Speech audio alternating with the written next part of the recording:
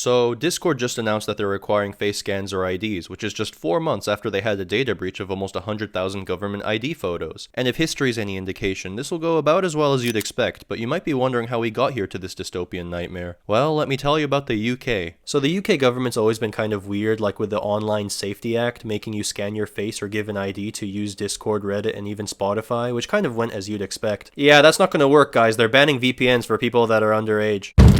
And if you really think this is about the kids, then boy, do I have a bridge to sell to you. Or the Eiffel Tower if your last name means fish and it's 1925. Anyways, there's been a lot of weird stuff like with the police making over 12,000 arrests in a year for grossly offensive content, which is more than China, Russia, Syria, and Iran combined. But to be fair, China probably doesn't post their disappearing people stats in a public Excel sheet. Still ridiculously high though, so goodbye free speech I guess if they ever really had it in the first place. You're taking me to Harrogate in the middle of the night over a tweet?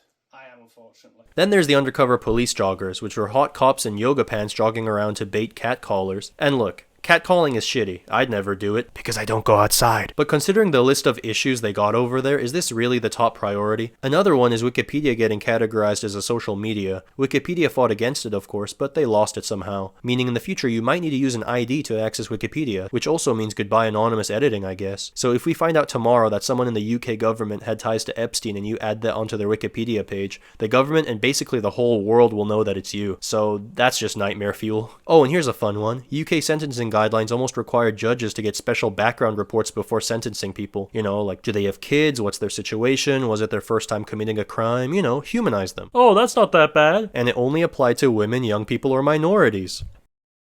What? So if two people committed the same crime but one was a minority and the other was a white guy, then the first guy would get a special sob story report but the second guy doesn't. Now doesn't that sound equal? Well, other than judging them for their race, gender, or religion. Thankfully this was struck down just 24 hours before it was going to be officially passed. So, you know, not a close call at all. I kind of thought that would be the end of it, but they really outdid themselves by releasing an educational game meant for people in school, which by their own admission includes 11 to 18-year-olds. It was funded by the UK's counterterrorism strategy, but instead of counterterrorism, it just seemed to be a game against quote-unquote right-wing radicalization. You've probably heard about it by now, but if you haven't, the game was called Pathways. If you opened the game and picked the option of questioning mass migration, your character gets a counterterrorism intervention at the end of the game.